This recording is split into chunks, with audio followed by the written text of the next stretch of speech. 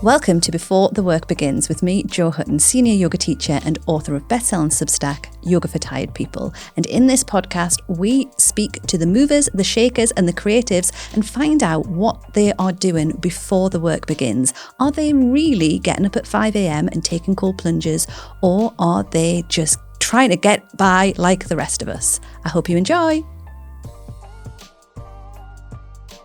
So welcome, Katie, to Before the Work Begins. Thank you for having me. It is so exciting to meet you in person because I feel like I know you because we have spoken on the internet so much, but you're a real live person with an actual flesh body and everything. So are you. I feel like I've watched your videos. I've heard your soothing yoga voice. For the people at home who might not know anything about you, give me a little bit of a rundown of who you are, Kate.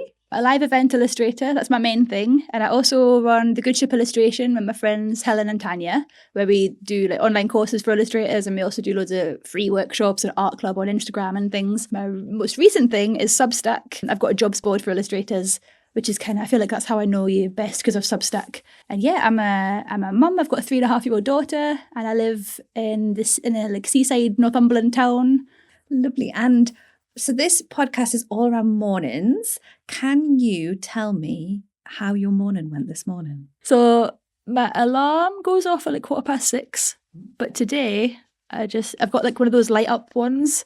So today I just switched it off. I was like, light off. And then my husband's alarm goes off at 7. So I actually got up at 7, just got ready, got my daughter ready. It's photo day at school, so I was like plaiting her hair and like washing her face, and I was like, "Why have you got a rash on your chin today?" And then dropped her off at school and came here. Yeah, it's funny because normally I'm like, I'll get up super early. I like to do a bit of writing, but then on real life mornings like today, I didn't actually do anything that inspiring because I was tired. And have you got? Is it one of those Lumi ones that you've so got? good. I've got one of them as well. Is it? What have you got it set to? I've got it set to birdsong. My one keeps defaulting to goats. Oh my god! So it goes, and that's what I get. That's quite a soothing sound to wake up to. And are you the type of person who would press snooze on your alarm if you're allowed to? Not normally. Like, I'm definitely a morning person. In a normal morning, I get up early and I actually leave the house. Yeah. So I'll there's a cafe that opens at 6. So I'll sometimes just like chuck on yesterday's clothes, go to that cafe and write and do stuff because I love it. At that time of day, nobody is emailing me. Nobody's sending me messages. So I don't even feel the urge to check. I'm just like, I'm free. And I get like my massive bucket of coffee and then just type away. It's lovely. It's my favourite thing. So do you work in the cafe rather than at home? Do you have to leave the house? I find it way easier. Yeah. If I'm at home, I'm just like, I'll pop a wash on. All the dishes need done. I'm just like, do my head in if I stay at home. Because you used to travel quite a lot for work, didn't you? And now you're more home-based. Yeah. So with the live event illustration, I sort of tried out having it as an agency, and we did loads of in-person work, and I would take on a lot of the in-person jobs as well. And they're usually in London. And from where I live, you can get there and back in a day. I can be there at like 11 a.m. and leave at 7 p.m. So I was doing that like sometimes once a week, and which is really fun and exciting when you don't have a family to like worry about or anything, or even just like energy levels. It got to the stage where I was like, this is not fun anymore. I don't feel like, cool, I'm going to London. I felt like, oh my God, I'm going to London. And that's not how you want your life to be, is it? You want the nice things to be nice. Exactly. And I think I appreciate more just chilling out, being at home. And it's funny because I think I used to be more like, yeah, going to London means I'm successful. Yeah. And now I'm like, actually, I think my idea of success has changed. So I'm like, if I can be at home and have more relaxing time and quiet writing time, like that for me now is much more luxurious than sitting on a train for 4 hours, being stuck in King's Cross Station because it's delayed. Do you feel like your mornings have changed much since you've changed your work? Definitely. I think before, if I was going to London, I'd be up at like 5 and just be get to the station at like 6. Whereas now, if I get up at 6, I've got that writing time. And it's funny, the reason I started getting up early was because I was like, I'm going to go to the gym. Lol. So the gym opens at 6:15, and there was a couple of mornings where I got up and I was like, I do not want to go there at all. Like, I hate it so much. So I was like, I just go to the cafe. And then it was like, I think I enjoyed it because it felt naughty. Yeah. Because I was like, I'm not supposed to be here, like writing away. But it just became a habit, and I'm like, actually, this is really cool. I enjoy this. Are you good at keeping routines then? Or are you like me, where you make a routine and then you want to be subversive and break the routine? Anything for me will work for like 2 weeks. And then I'm like, this sucks, I need to change it. And I don't know if it's like an ADHD thing or what, but it's something I think I need the novelty as well. So it needs to be like fun and exciting, or feel like I'm breaking a rule to do it. Yeah. So I think it's like, I can use my creative brain to like find out ways of tricking myself into doing things. But I found that really frustrating because, you know, you read about morning routines and like doing morning pages and meditating and doing yoga and stuff. And I'm like, yes, I'm going to do all these things. And I'd manage them for like a few days and then just like fall off the wagon. I just ask myself in the morning, what do I actually want to do this morning? So like this morning, I was like, I want more sleep. That's what's happening. Whereas some mornings I'll be like, I want to go and write. Because you're at a stage in your life, because how old's your daughter? 3.5, did you say? You're at a stage in your life where your daughter is going to be dictating so much of what you can spend your morning time doing. Do you feel like it's changed what you want to do a lot as well? Definitely. I think before I didn't feel like I had to be at home, whereas now I feel, when my daughter was a newborn and really little, I didn't feel bad about going away because I've got a brilliant husband and she was totally settled. But now that she's older and she knows what's going on, there was a time in the summer where I got stuck in London because the trains were cancelled, and for like weeks afterwards she was like, Mummy's stuck in London, Mummy's stuck in London. And I was like, I've traumatized her, what have I done? So I feel much more like I want to be at home and I want to be with her. It's such a tiny phase. I saw something and I can't remember the percentage, but it was like, when they're this little, it's like 1% of your life. Yeah, it's nice to just frame it like that. It's a tiny phase. Because you were saying earlier that before we pressed record, you were saying that you live in the same town that you grew up in. Do you find that you've kind of slipped back into the same kind of mornings that you would have had when you were a child, or is there a very different now? I don't even know what I did when I was a child. Like, the blur. What was I doing? Maybe. I do feel like it's funny going back to my hometown. I feel like because it's the sort of community where everybody knows each other, I feel very self-conscious, like living there.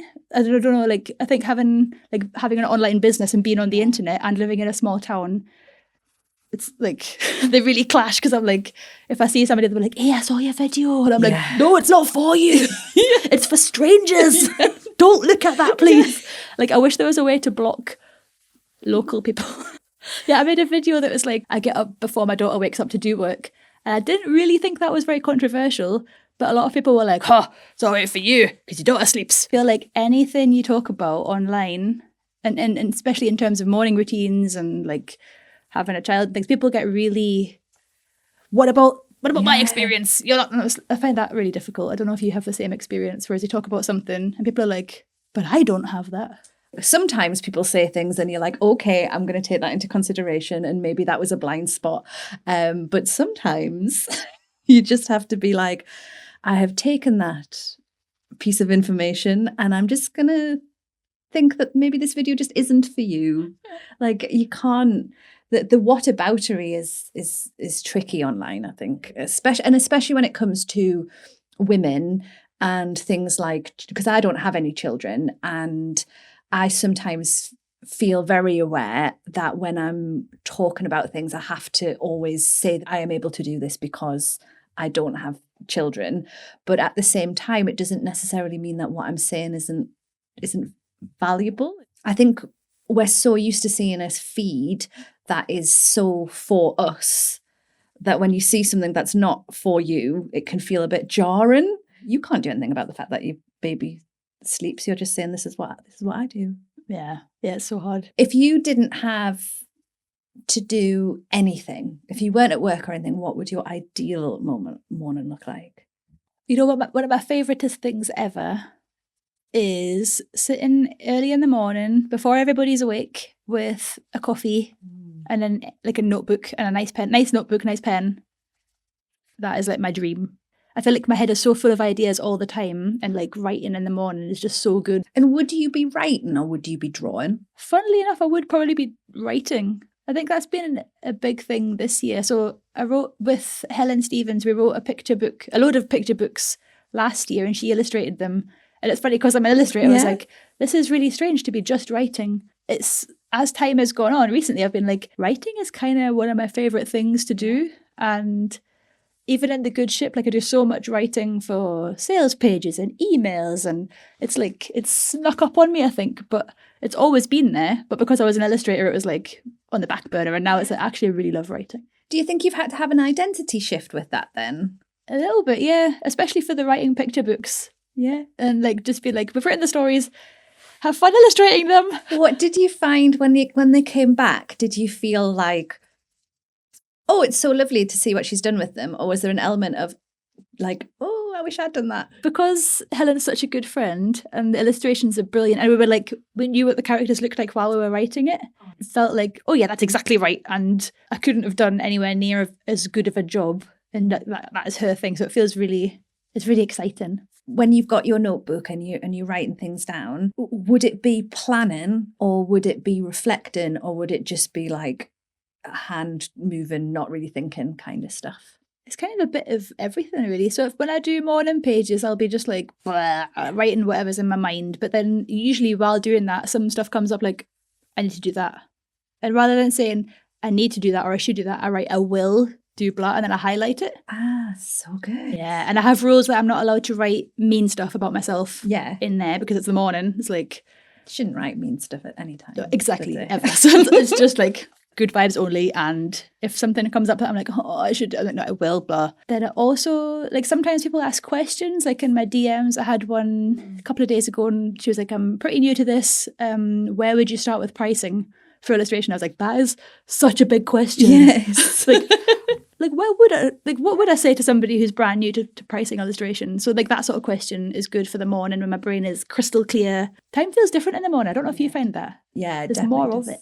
And your brain has a different level of clarity, doesn't it? It's like morning brain. Do you find that you're good at compartmentalizing that then? Because one thing that I find tricky with having an online business is that I'm sometimes not very good at managing when I respond to stuff. So like if something comes in, even if I don't respond to it, my brain starts going tick, tick, tick, tick, tick, and I start answering the questions. So sometimes my brain feels I've had to put like real strict limits on when I look at things. Tell me how to do that better, please, Kate. I want to know as well, because that's the problem with having a brain, isn't it? Because you can have boundaries and set time limits, but I'm thinking about it all the time. I'm answering the question. I'm in my morning pages like, where would I begin with pricing? Even though I haven't actually, all that person sees is that I've seen the message. Yeah. It's like, I'm answering the question. Yeah. It's taking me days. Something I've been worrying about recently is I can't reply to every single message.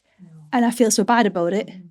Because I'm like, oh, they're going to think I'm such a dick. Like, just seeing the message and going, but I'm not. I'm seeing it. I'm like, I need to reply, but also I can't, because if I reply to you, it takes a couple of minutes. There's not hundreds, but a fair few. And then, waking up and be like, oh, I didn't reply to Meg. And I actually know that person. I should have replied. And doing that thing where you reply in your head.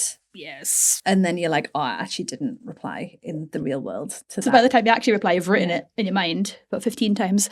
I think it's hard as well because there's a lot of talk, isn't there, about that's something that you absolutely have to do is to respond to everybody. And I think that advice is sometimes not applicable to people who literally get hundreds and thousands of comments. Like it would be a full-time job. Like I would have to employ someone to do it, and then that kind of defeats the object. I feel like when I watch your stuff online, you have such a beautiful sense of fun and also grounding in what's important to you. And I would love to know if that's something that has come naturally or if you've had to work on that. I think the fun thing, like I'm just a bit silly, and I always have been. Mm-hmm. And actually I can feel if I get a bit too serious, for me that's kind of a warning sign. Yeah. I'm like, I'm getting really serious. I'm just drawing pictures. Mm-hmm. I'm posting stories on the internet. It's not a big deal. Yeah. So that's always a good compass for me. I'm like, am I taking it too seriously? Nobody's going to die. Like always, like, especially for live event stuff, I'm like, why are you nervous? You're drawing pictures, somebody's talking and you're drawing pictures of it. You do not need to worry. Like, the worst thing that can happen is somebody thinks bad thoughts about you and you won't even know because they're not in their head. And then the grounding thing, I think, like, in what's important to me, I probably have had to work on that. And that's something I do like about the thing about the internet and expressing yourself. Like, I had a blog when I was 15, it was like 2005. I had a blog on Zanga, which is gone now. And a blast from the past. Blast from the past. And that was my earliest thing of like expressing myself and talking about my life. And it was almost like a diary, and I would have like 3 positive things of the day, and just like grew a little random Zanga following bajillion years ago and stopped that, and then started a new blog for illustration when I was at college in Newcastle. And I feel like always having that online place to express myself and talk about what was happening in my life has been so good for just figuring out what I'm even thinking. Yeah. Because if I'm just in my head, I don't really know what's happening.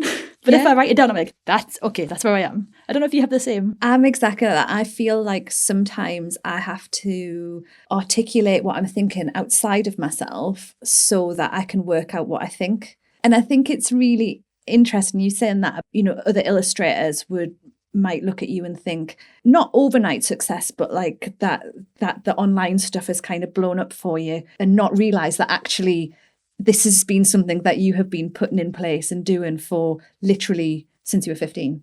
And that's I mean, you probably have a similar experience. Like, it is all the skills. Yeah.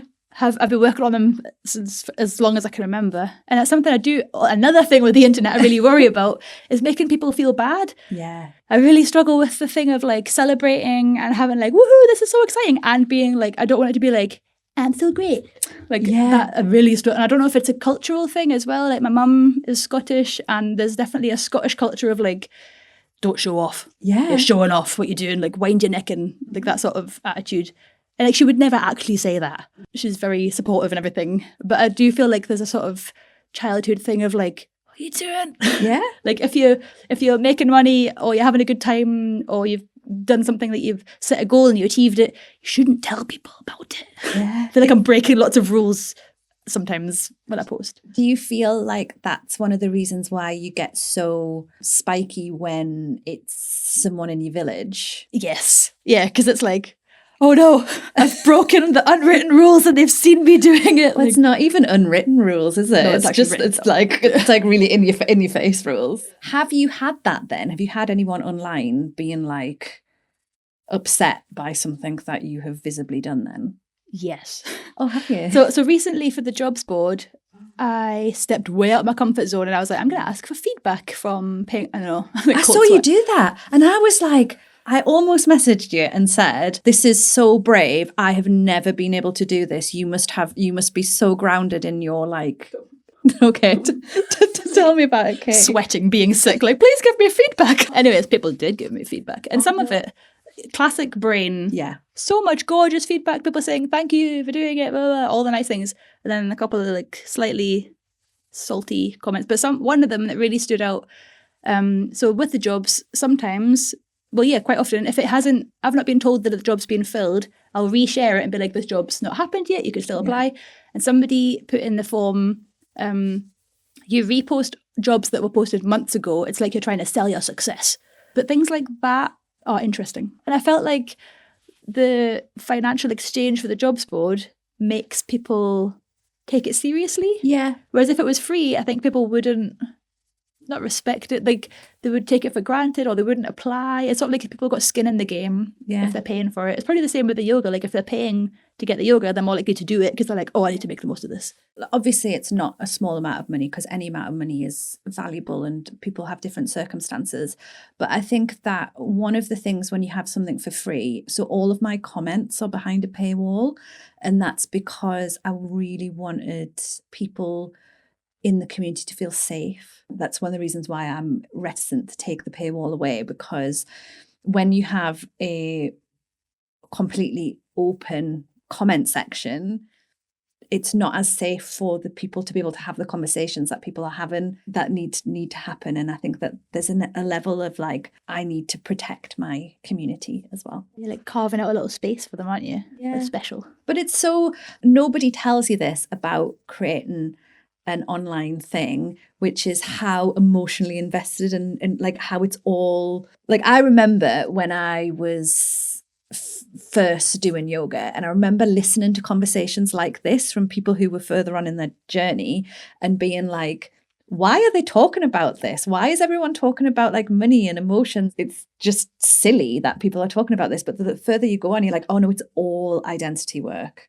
And I feel like if you don't feel good about something, it's really hard to be enthusiastic about it and be like, woohoo, feeling those feelings with the feedback and stuff. Like, it's so hard to like sift through it, switch off the emotional bit and just be like, that is useful feedback, actually. I'm going to use that. Thank you so much. That's really helpful. And I think people have just forgotten that on the other side of a screen is an actual, genuine, real person. I feel like we've kind of been trained to think of these things as a commodity. And actually you're like, oh no, but I'm like an actual person. Yeah. It's like, I do feel bad. Like, I want this to be good, but at the same time, do you have to be mean about it? Yeah. Bringing it back to the mornings, if you were at a hotel buffet, what's your strategy? We're starting with a good coffee. We've got the push machine. What kind of coffee? Flat white, of course. Of course. We might also get a couple of other drinks. We're going to have a coffee for caffeination, maybe a juice for sweet, and then the water for hydration. Favourite kind of juice? If they've got like a cloudy apple juice, nice, that's going on with the table. Mm-hmm. And then maybe a little fruit salad, and then the fry-uppy bit. Oh, straight from fruit to the fry-up. Yeah. And you're Berwick upon Tweed. Yeah. So are you a square sausage or a link sausage? Well, my mum, the Scottish mum, so it would be a square lawn sausage, of course. And a tatty scone? Tatty scone, yeah. I was in London the other week and not a single tatty. I was like, I could go a tatty scone. Not a single one. And would you have haggis? I like haggis, not for breakfast though. Not haggis and beans for breakfast. Was that a thing? That was my hangover food when I was at university. Haggis, beans and a iron brew. Wow. Oh yeah, because you're in Glasgow. That's hardcore. Yeah, I wasn't like down in Leeds importing it. having a haggis and beans. No, up in Glasgow. That's a heavy hangover cure. Well, sometimes a heavy hangover needs a heavy hangover cure. Not these days, obviously, but back when I was a student, definitely. Are you naturally a morning person or a night owl? Definitely morning. Oh yeah. Yeah. So it's funny, if I want to get anything done, it's got to be morning. And if I've got a deadline, rather than staying up late to do it, I would always go to bed early, wake up super early and do it then. Are you like a dead early to bed then?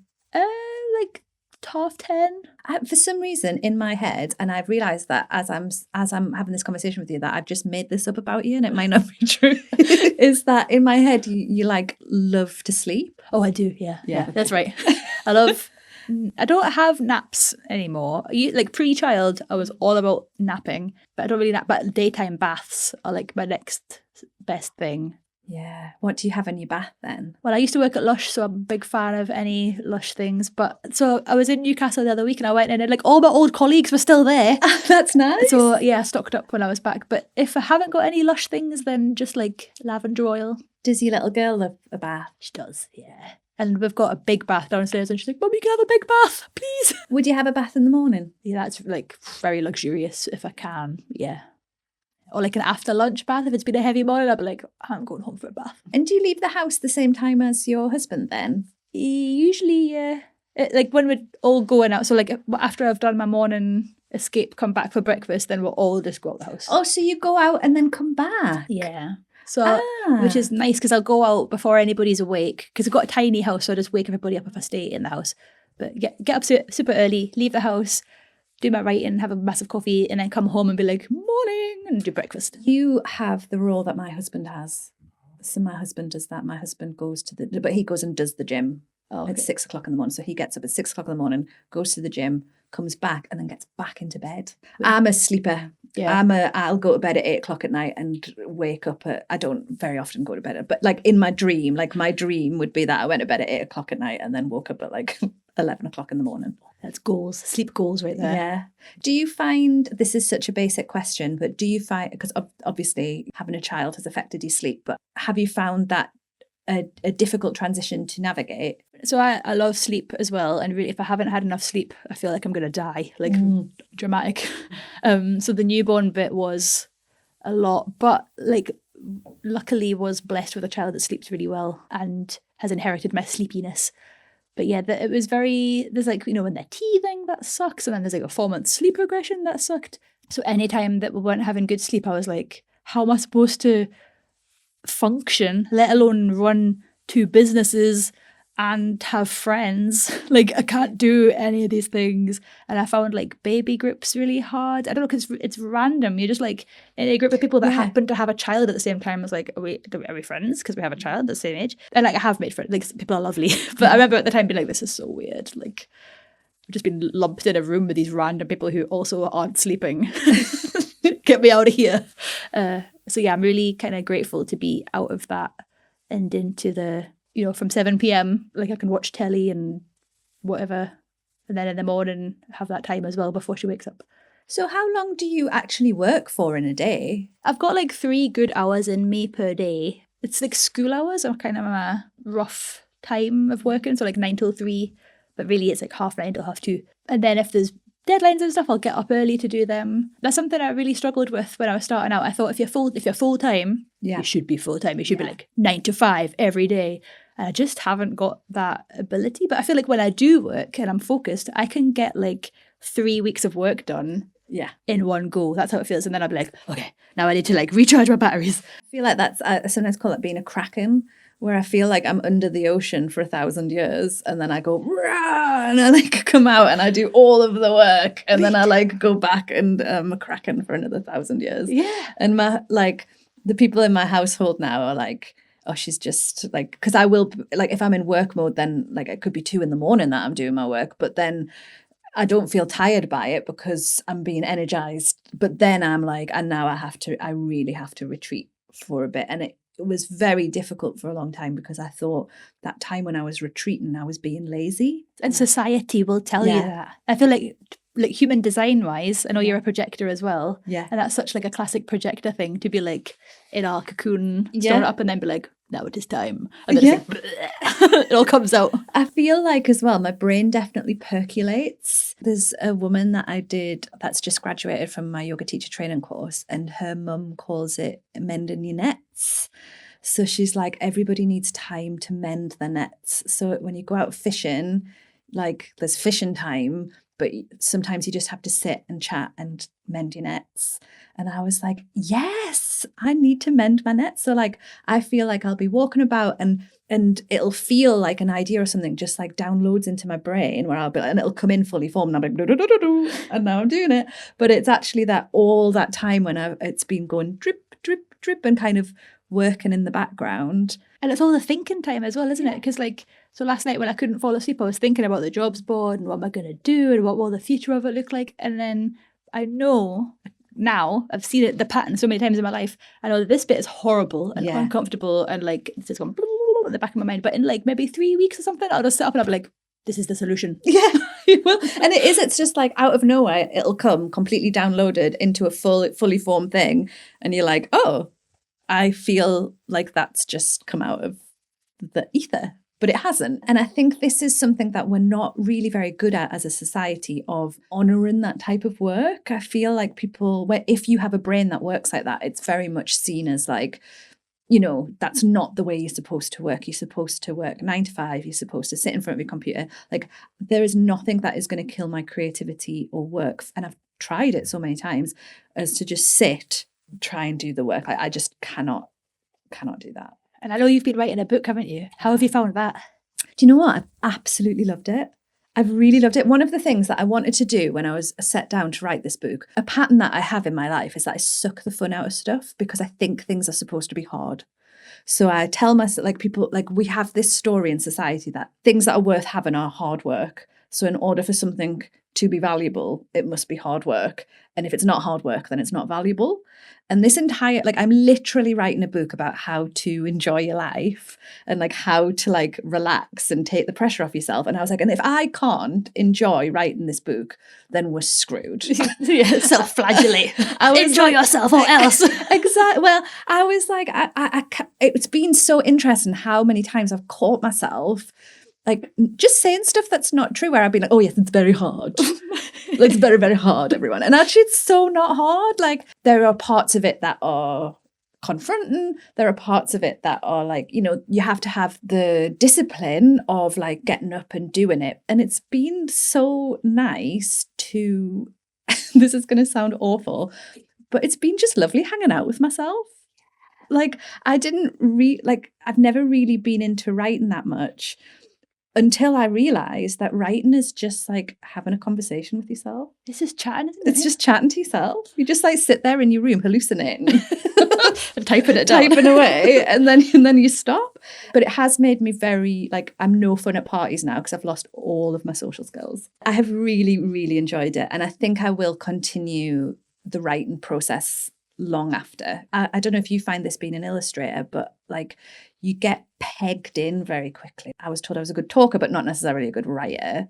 Sent off my book proposal and the people at Bloomsbury were like, this is great. You're a great writer. And I was like, what?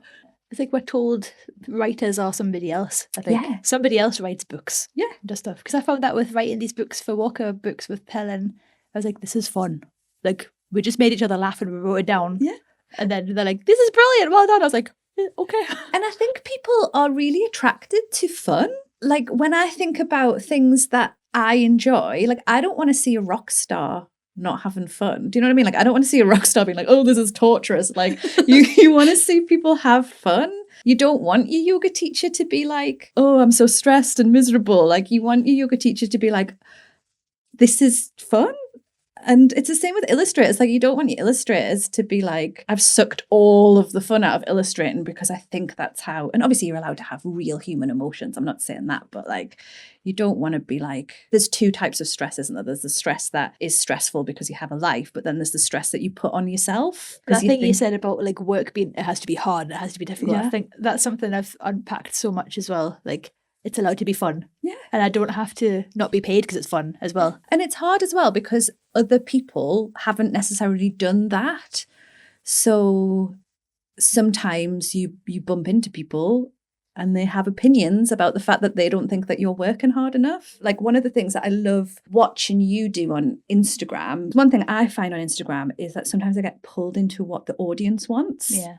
So like I can get kind of sucked into being like, oh, I have to do this because this is what people have said that they want from me. But actually, like, I sometimes just want to be a bit of a weirdo. And I feel like you, like, in the nicest possible way, Katie. Yeah, I'm a big weirdo. Like, I feel like, and the people love that. But how do you stop yourself from having that voice of being like, what if people think I'm a weirdo? I think I have to do it in like an excited, I'm just going to do it. And then like, almost, I think the posts that come across best on Instagram are when I'm a bit like, huh. When I post it, like, should I, shouldn't I? We've got a course called Find Your Creative Voice, Fly Your Freak Flag. Oh, I love that. And making that course, it was really healing, I think, because we just talked about like being yourself, being as weird as you are. Everyone's weird and that's gorgeous. Mm-hmm. And when you are yourself completely, people can't really copy you. People hire you because they want, like for illustration, they want your weirdness in the work. They like they resonate with your personality and you're not trying on the uncomfortable jumper of somebody else's style. Yeah. So it's like, yeah. And even away from work, like just being yourself is so much easier than pretending to be cool or pretending to be nonchalant. Like I'm chalant. I'm very chalant, actually. What do you find then when people criticize you? Does it hurt more if you're being a weirdo or does it hurt less? I think it hurts less actually because I'm like, I'm just being myself. Like I'm not trying to make everyone like me. I'm literally just showing up. And usually people that say nasty things aren't showing up. They're a private account. Yeah. They've got some random name that isn't even their own name. And I read a thing, it was like people criticizing you if they're not also in the ring. Oh, the Brené Brown That's thing. the one, yeah. They're not doing it.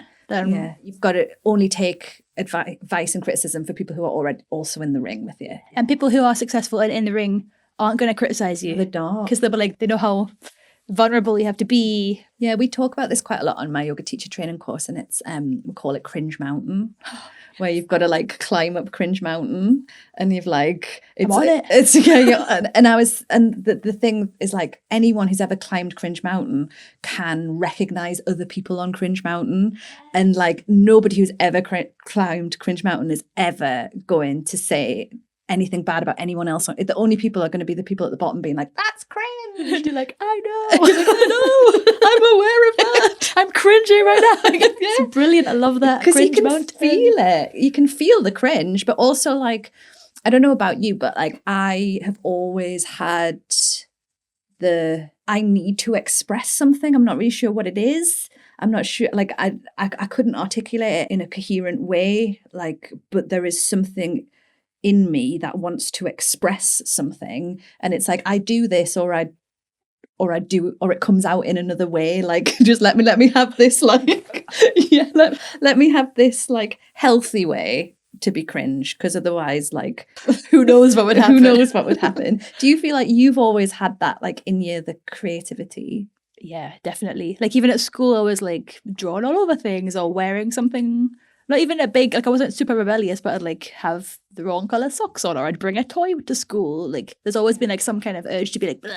What period of your life do you think you had the best mornings? This is going to sound so bougie, but when I was a nanny in Florence, I lived in the mountains in Settignano with this family. Where's that? It's like just outside Florence in the hills. It was beautiful. And what kind of landscape? Paint the landscape. It was like Mediterranean, like olive trees and scrubby things, and it smelled of like jasmine and stuff. It was amazing. And my room had a little balcony, and I used to sit there with my black coffee in a gorgeous like Italian painted mug with my notepad and my sketchbook, and I would just like draw and write. And then it was before I had to do any nanny things, so it was like my pretending I wasn't a nanny time before I had to like take children to school. So good. How long were you a nanny for?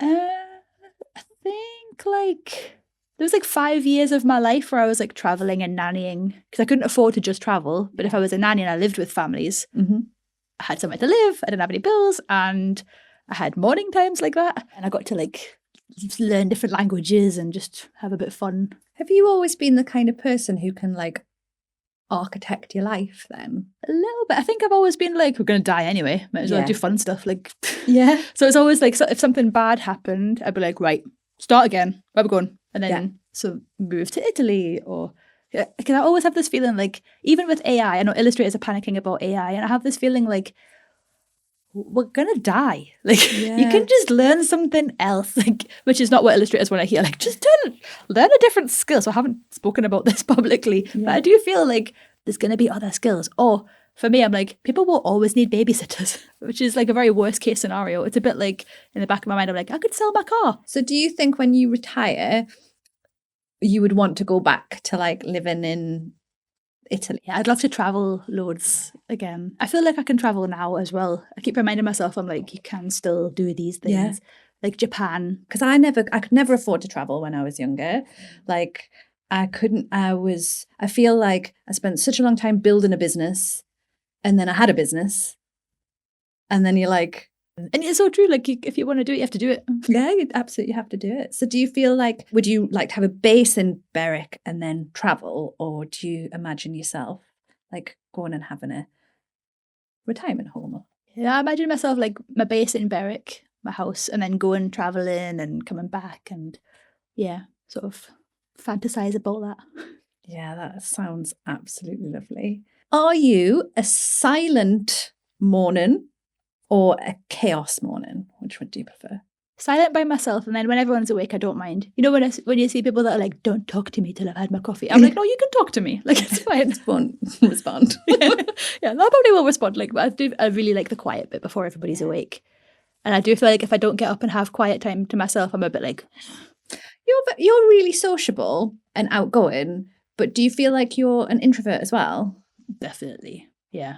I'm probably like practicing pretending to be sociable as well. I think like maybe there's some masking and stuff going on, but I do really need alone time. And like I love going to parties, love dinner parties, seeing friends, but then afterwards I'm like back to myself. This is something that I think that I've been thinking about loads, is that like I'm really nebby. And I think as I was growing up, it was always like, don't ask that, stop that. Like, it was like, but I think that if you're interested in people, that's one of the biggest gifts you can have. Yeah. Because there's so many jobs and so many, like, that you're never going to be bored if you're interested in people, like, because you can just ask questions. And you seem like someone who's very, like, interested in people. Yeah, definitely. It's one of my favorite things, finding out about people and what makes people tick. Like, why are people doing that? Like, what's motivating them, and why they, even if people are being nasty or mean, I'm like, there's a reason. Like, where is that coming from? And I think that's why the human design thing I've been so interested in, just understanding people's energy and how they make decisions and stuff. Yeah, that's fascinating. And I feel as well, like, everyone always thinks that illustrating is a very, like, solo sport. But actually, you've got to be so observant and interested and actually quite outward focused to be able to illustrate. Definitely. And it's kind of like being a fly on the wall and like really deep listening and watching. Yeah, definitely. Thank you so much, Kate. This has been an absolute pleasure. I'm not sure how much we talked about mornings, but that's okay. Because actually, this was just an excuse to have you in a room with me and have a lovely chat. So thank you so much, Kate. Thank you for having me. It's been so good. Thank you for listening to Before the Work Begins podcast with me, Jo Hutton. Don't forget to like and subscribe so that you always get to hear the brand new episodes of this podcast. You can find me on Instagram at Jo Hutton Yoga, and of course on Substack at Yoga for Tired People.